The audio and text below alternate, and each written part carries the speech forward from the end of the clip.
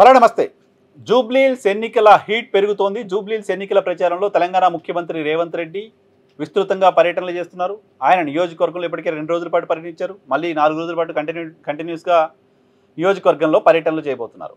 ఓ ముఖ్యమంత్రి ఓ ఉప ఎన్నిక సందర్భంగా 5-6 రోజుల పాటు ఆ పర్టికులర్ నియోజకవర్గం పైన కాన్సన్ట్రేట్ చేసి ఎన్నికల క్యాంపెయిన్ చేయడం అనేది గడిచిన 3 దశాబ్దాల్లో తెలుగు రాష్ట్రాల్లో మనం ఎప్పుడు చూడలా.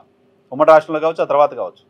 ముఖ్యమంత్రులు ఎప్పుడైనా వెళ్ళి ఒక సభ అటెండ్ చేసి రావడం చూసాం, కానీ ఈ స్థాయిలో ముఖ్యమంత్రులు కాన్సన్ట్రేట్ చేయడం చూడలా.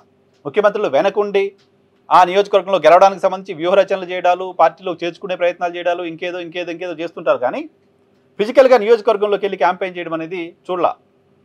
జిహెచ్ఎంసీ ఎన్నికల సందర్భంగా కూడా డివిజన్ ముఖ్యమంత్రులు తిరిగి క్యాంపెయిన్ చేయడం చూడం మనం.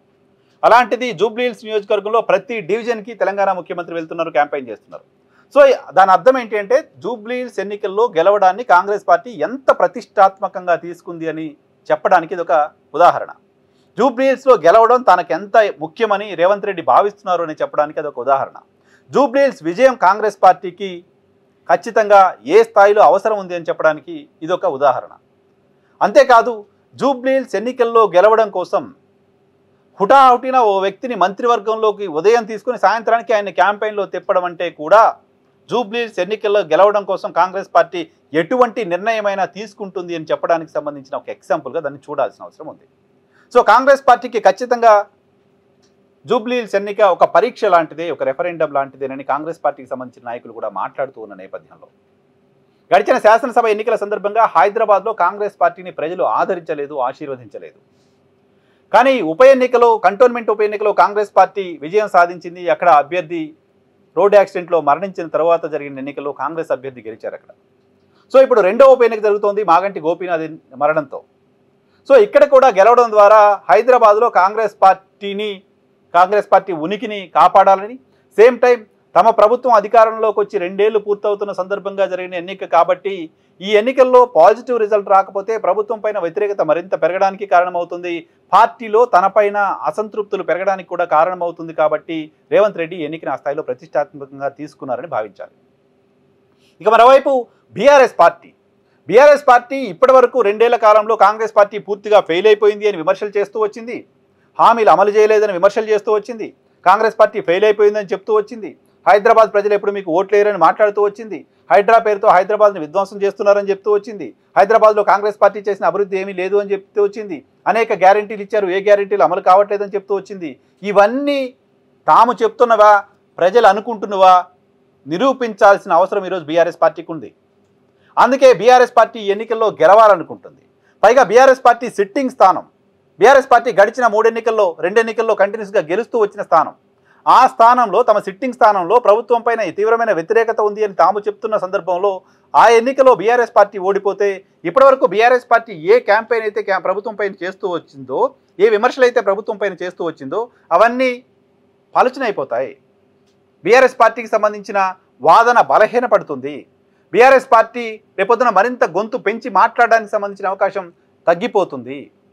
కాబట్టి బీఆర్ఎస్ పార్టీ ఎట్టి పరిస్థితుల్లో తమ సిట్టింగ్ స్థానాన్ని గెలవాలనుకుంటోంది, ప్రభుత్వం పైన మరింత ఒత్తిడి పెంచాలనుకుంటోంది. ఈ ఎన్నికల్లో గెలవడం ద్వారా వచ్చే జిహెచ్ఎంసీ ఎన్నికల్లో కూడా ఒక బూస్ట్ వస్తుందని చెప్పని భావిస్తోంది. తెలంగాణలో కూడా ఇంకా అటు ఇటుగా ఉన్నవాళ్ళు, న్యూట్రల్గా ఉన్నవాళ్ళు, బీఆర్ఎస్ పార్టీ మళ్ళీ గెలుస్తుందో లేదో అనుకుంటున్న వాళ్ళు ఇక బీఆర్ఎస్ పార్టీని ఇక్కడ గెలిపించడం ద్వారా వాళ్ళందరినీ వన్ సైడ్గా బీఆర్ఎస్ పార్టీ వైపు తిప్పుకోవాలనుకుంటోంది. పార్టీలో ఉన్న అసంతృప్తులను కూడా కంట్రోల్ చేసుకోవాలనుకుంటోంది.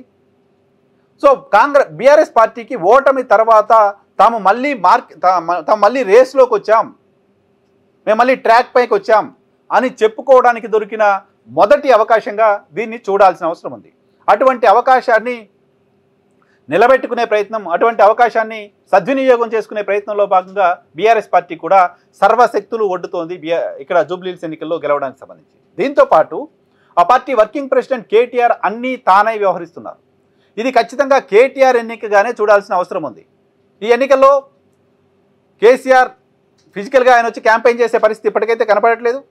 అభ్యర్థి ప్రకటన తర్వాత గల్లీకి కేటీఆర్ ఎదుగుతున్నారు, రకరకాల సంఘాలతో మీటింగ్లు పెడుతున్నారు. జూబ్లీహిల్స్కు సంబంధించిన ఎన్నికల్లో చాలా స్పీడ్గా, చాలా యాక్టివ్గా బీఆర్ఎస్ పార్టీ క్యాంపెయిన్ చేస్తూ వచ్చింది. మొత్తం క్యాంపెయిన్ని, సిస్టమ్ని, జూబ్లీహిల్స్ ఎన్నికల ప్రచారాన్ని మొత్తం కేటీఆర్ నిర్వహిస్తున్నారు. ఆల్మోస్ట్ ఇది కేటీఆర్ వర్సెస్ రేవంత్ రెడ్డి వారుగా కనపడుతోంది. కాబట్టి కేటీఆర్కి వ్యక్తిగతంగా కూడా ఆయన నాయకత్వాన్ని పటిష్టం చేసుకోవడానికి కూడా జూబ్లీ హిల్స్ ఉప ఎన్నికలో గెలవడం అనేది అత్యవసరంగా కనపడుతోంది. కాబట్టి వీళ్ళిద్దరూ తమ తమ రాజకీయ అవసరాల కోసం, రాజకీయంగా తాము బలంగా ఉండడం కోసం జూబ్లీ హిల్స్ ఎన్నికల్లో గెలవడాన్ని రేవంత్ రెడ్డి, కేటీఆర్ చాలా ప్రతిష్టాత్మకంగా తీసుకున్నారు. ఇది ఈ రెండు పార్టీలకు సంబంధించి. అయితే భారతీయ జనతా పార్టీ ఎప్పుడు ఎన్నికలు జరిగినా వచ్చే ఎన్నికల్లో తెలంగాణలో మేమే అధికారంలోకి వస్తామని చెప్తూ వస్తుందో పక్క. నిజానికి భారతీయ జనతా పార్టీకి హైదరాబాద్లో బలం ఉంది, జిహెచ్ఎంసీ ఎన్నికల్లో కూడా చూసాం. కానీ భారతీయ జనతా పార్టీ బలం సడన్గా పెరిగిపోతుంది, ఆల్ ఆఫ్ సడన్ పడిపోతుంది. గడిచిన 10 ఏళ్లలో జరిగిన లోక్సభ, శాసనసభ, జిహెచ్ఎంసీ ఎన్నికల ఫలితాలను చూసినప్పుడు భారతీయ జనతా పార్టీ సడన్గా రైజ్ అవడం, ఆల్ ఆఫ్ సడన్ డ్రాప్ అవడం చూస్తూ వచ్చాం. గడిచిన పార్లమెంట్ ఎన్నికల్లో తెలంగాణలో 8 పార్లమెంట్ స్థానాలను గెలుచుకున్న భారతీయ జనతా పార్టీ ఈరోజు జూబ్లీ హిల్స్లో గట్టిగా ఫైట్ చేస్తుందా అంటే అవును, మేము గట్టిగానే ఫైట్ చేస్తున్నామని భారతీయ జనతా పార్టీకి సంబంధించిన నాయకులు కూడా చెప్పే పరిస్థితుల్లో లేరు. కానీ ఆ రెండు పార్టీల కొట్లాట, ఆ రెండు పార్టీలు ఒకటే అని చెప్పడం ద్వారా, మాకున్న ట్రెడిషనల్ ఓటు బ్యాంకు తీసుకోవడం ద్వారా ఇక్కడ మేము గెలిచి భారతీయ జనతా పార్టీ ఉనికి ఉంది, భారతీయ జనతా పార్టీ హైదరాబాద్లో బలంగా ఉంది అని నిరూపించుకునే ప్రయత్నం చేయాలని భారతీయ జనతా పార్టీ అనుకుంటోంది. భారతీయ జనతా పార్టీకి రాష్ట్ర అధ్యక్షుడిగా కొత్తగా నియామకమైన ఎన్ రామచంద్రరావు కూడా, ఆయనకు కూడా రాజకీయంగా ఈ ఎన్నిక ప్రతిష్టాత్మకమైనది. కాబట్టి ఈ ఎన్నికల్లో గెలవడానికి సంబంధించి ఆయన గల్లీ గల్లీ తిరుగుతున్నారు. ఈ ఎన్నికల్లో గెలవడానికి సంబంధించి భారతీయ జనతా పార్టీ కూడా సర్వశక్తులు ఒడ్డుతోంది. భారతీయ జనతా పార్టీకి కాస్త యంత్రాంగం, నెట్వర్కు, క్యాడరు ఎక్కువగా హైదరాబాద్లో ఉంటుంది. కాబట్టి వాళ్ళంతా జూబ్లీ హిల్స్ పైన కేంద్రీకరించి అక్కడ పనిచేస్తున్నారు. కాబట్టి 3 పార్టీలు హోరాహోరీగా తలపడుతున్నాయి. ఎన్నికలకు మరికొద్ది రోజులు మాత్రమే సమయం ఉన్న నేపథ్యంలో జూబ్లీ హిల్స్ ఎన్నికల ఫైట్ హీట్ జనరేట్ చేస్తుంది. ఈ హీట్ జనరేట్ చేసి ఎన్నికల నాటికి హీట్ పెరగబోతోంది. సో ఎన్నికల ఫలితం ఏ రకంగా ఉంటుంది అనేది ఆసక్తి కలిగిస్తోంది తెలంగాణ రాజకీయాల్లో.